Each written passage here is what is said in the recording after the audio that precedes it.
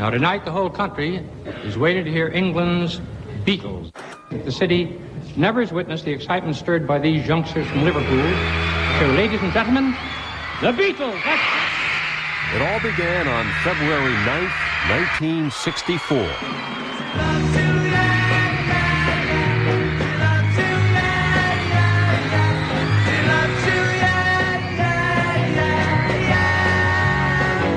That was sheer madness.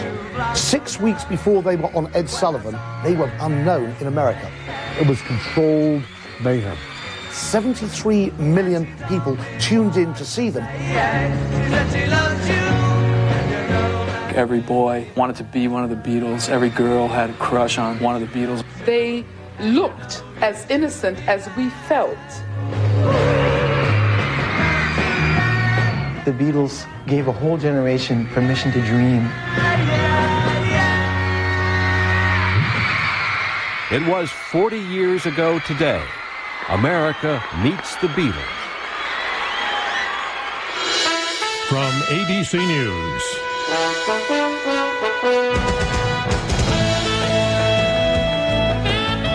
This is Nightline. Reporting from Washington, Chris Bury. Even then, just about everybody in America knew something big was underway. That Sunday night, 40 years ago, this weekend, more than 70 million people tuned in to the Ed Sullivan Show, just under half the entire U.S. population. In the era of only 3 television networks, Ed Sullivan owned Sunday nights. An appearance on his CBS show could easily make or break any new act. By then, 2 Beatles songs had already been hits on the radio, but only for a few weeks. And early in 1964, show tunes like Hello Dolly could still top the pop charts.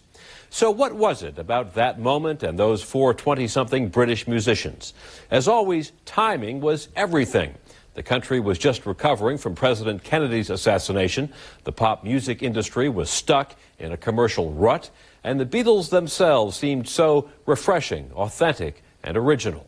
Only now has it become clear how that one moment launched such monumental changes in American culture, from music to fashion and, of course, even hairstyles.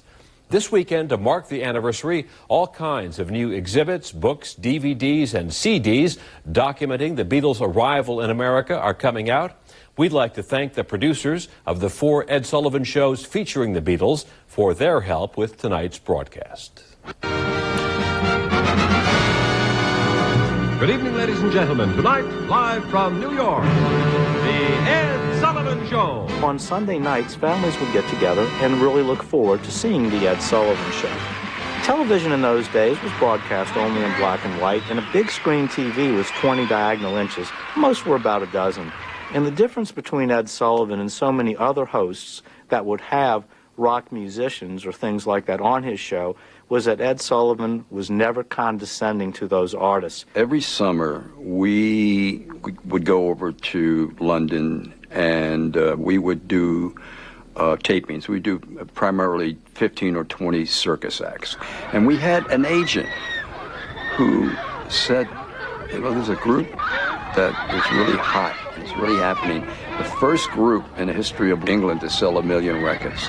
And it was the Beatles. Now, I don't know if it's ever been clarified, but Ed did come over like 2 or 3 weeks later. Now, I don't know if he came over to tape some intros or was on vacation. He tried to land at Heathrow and couldn't land.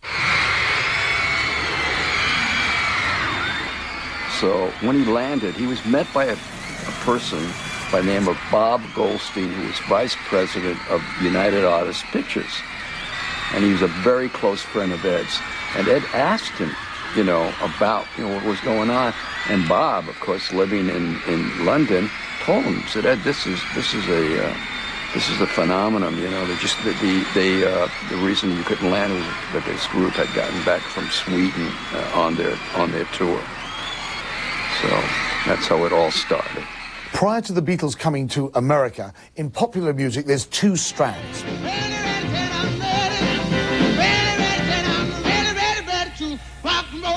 Here's from the mid to late 50s, the early pioneering days of rock and roll. Very, very exciting. We're talking about Chuck Berry, Little Richard, Elvis Presley.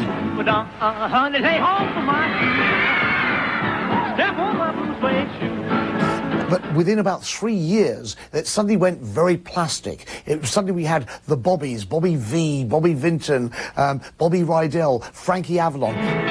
Cause my buggy's got a hole in it. Yeah, my buggy's got a hole in it. Suddenly, the pop industry discovered how to manipulate rock and roll, and they turned it into a homogenized, saccharine product.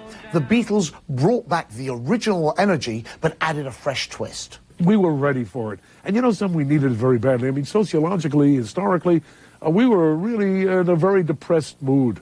We had terrible things happening politically. While all of our lives were being upset, assassinations, political unrest, racial unrest, economic unrest.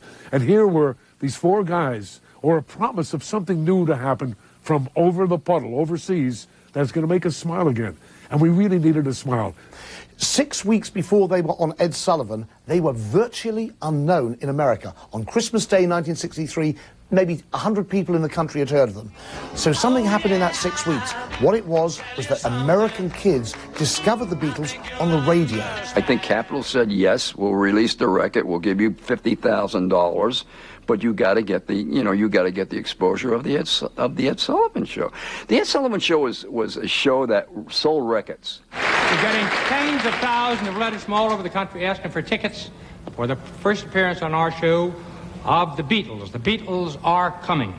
Capitol Records decided that one of the key things in this would be to promote the fact that the Beatles would be on the Ed Sullivan Show, and also to let disc jockeys know about the Beatles' arrival in America so that thousands of people would hopefully show up at the airport to greet them. The first record, I Want to Hold Your Hand, sold 1 million copies in 10 days, and by January 16, the record was already #1 in just 3 weeks. Well, I actually called George at the hotel to let them know that they had reached #1, and it was, I think, during that conversation that he said that they had found out that every helicopter in New York City had been booked for their arrival. The reason that you had so many people flocking to see the Beatles was that the radio stations heavily promoted the group. Capitol Records, well, they made it a point that everyone would know the Beatles' itinerary. They told them what airline they were coming in on, what time, and even though it was a Friday, kids cut school to rush out to the airport that afternoon to see the group. What do you think of the comment that you're nothing but a bunch of British Elvis Presley? Oh, it's not true, it's not true. Are you going to get a haircut while you're here? Nope, no thanks. I had one yesterday. People also knew they were staying at the Plaza Hotel, and so kids flocked to the Plaza Hotel. And there's this old man here going, coffee, this old fellow there got the frozen. And Saturday, kids flocked over in front of the Ed Sullivan Studio 50, which CBS used for the Ed Sullivan Show because they knew the Beatles would be going by there. And of course, that Sunday, Broadway was just a mess of screaming kids. No record company in its wildest marketing schemes or dreams could come up with the hysteria that greeted the Beatles. It was a natural, visceral reaction by young people hearing something on the radio that was not plastic, that was not manufactured, but it was clearly coming from a natural passion. This is ABC News Nightline, brought to you by UPS. It's too late, Jackie's here. The bid's not ready? No. So how do we get it to Milan on time? Don't worry. We'll get it there. Go to UPS.com and schedule a late pickup. Or get it to a UPS drop box. They're everywhere. Or take it to the nearest UPS store. More ways to get small business done. UPS. What can Brown do for you? Or I could take it now. Meanwhile, on the 4th floor... When? 20 minutes ago. An internet worm. And a sneaky one, too. Came from the inside. But the guys from IT said we're safe. It was caught by the network, automatically. They say we're fine. How does something like that get in here? Hey, Daddy, I I downloaded a new game on your computer. It's really cool. Protecting networks and everyone around them. This is the power of the network. Now. ABC Sunday, the network television premiere. Ben Affleck, Jennifer Garner, Kate Beckinsale. Pearl Harbor, ABC Sunday, 7, 6 Central. Leaping Lizards. It's February 2004, and you know what that means. The Goodyear Leap Year Sale. Your Goodyear dealer has incredible tire deals leaping out of the truck, leaping out of the stockroom, leaping past the competition. Great savings on all our tires, like 4 Republic Super Rides for only $99. And great service specials, too. Check your mailbox for savings. It's a sale so big, we only hold it once every 4 years, and it's all over February 29th. So leap to your feet, leap into your car, and head for your Goodyear dealer, or tire deals that will have your heart, well, leaping. I was born 50 years ago, and this was my first home. The folks I grew up with, they weren't famous, and they sure weren't rich. They just worked hard every day to give their kids a better life. I'm John Edwards, and I approve this message because I believe that when you remember where you came from, you'll always know where you're going and what you need to fight for. Real change that will give today's families a chance to give their kids a better life. As president, that's what I'll fight for every day. An America that works for all of us.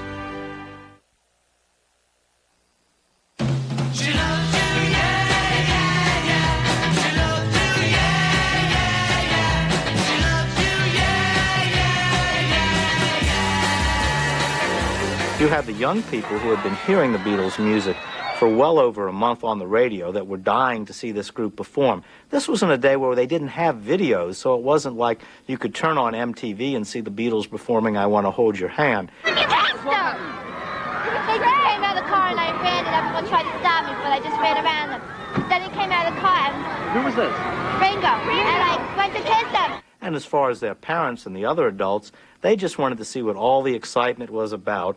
And they were expecting to have a good laugh at it and say, look at these guys with the long hair. They won't be around in a couple of months, and let's see the latest fad. I remember a time when there was a young man by the name of Frank Sinatra who generated this kind of excitement. Why do you think all these kids come out here and yell and scream? Because they did it for Frank Sinatra and they do it for Elvis Presley. Yes, I think it's the way they are. Well, it's part of their age, you know, like getting crushes. So for that reason, you have both the young and old people really looking forward to seeing what the excitement was all about. George wasn't feeling well, and remember his, his sister came in from Chicago, the pretty Louise. On the evening of the Friday, when George said that he had a sore throat, and we sent for the doctor, it was a Dr. Gordon, the hotel doctor, came up. And the doctor said to me, he said he's seriously ill. He has a 104-degree temperature. He's going to need some very, very heavy, medical attention if they want him to be standing on his feet by Sunday night. They said, let's get someone to stand in. And they said, well, let Vince do it. And then I said, okay. So I went out there. And Ed came over and put this Beatle wig on me as a gag. And I just stood there and rehearsed with him. Of course, I didn't sing with them, but I just stood there like Sylvester take the shots. First of all, the Beatles gathered together on the Sunday afternoon in preparation for the show, and they didn't really know what to expect. There were 720 seats in the theatre, but they had had 50,000 ticket applications in the previous 2 weeks. So there was a kind of fever pitch inside the theatre, and outside there were mobs of screaming girls trying to get at the Beatles. So there was an amazing tension and energy in the air anyway. The day of the show... we were told to leave our cars, not even come there. And all I remember was we could not get them into the studio for the rehearsal. They had to circle a block.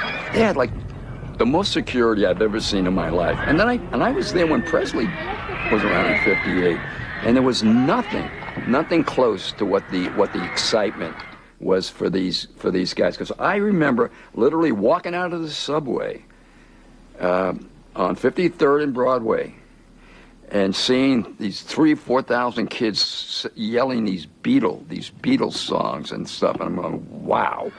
So that night, John, it was a live show. He was the nervous one. Paul was fine with everything. Ringo, he laughed. He was laughing at us. He thinks we were crazy.